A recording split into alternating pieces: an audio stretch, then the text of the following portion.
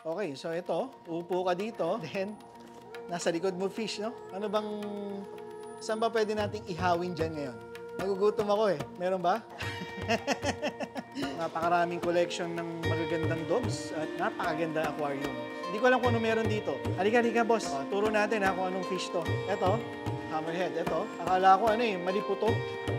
Ito, pig-nosed turtle. Ito yung kinakain ng mga Chinese, di ba?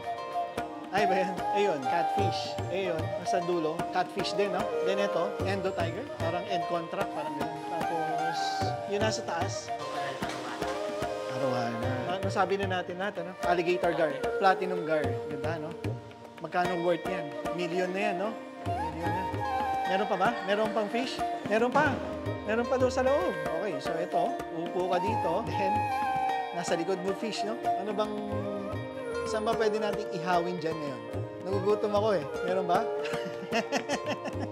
Ay, explain natin kung anong meron dito. Super red arowana.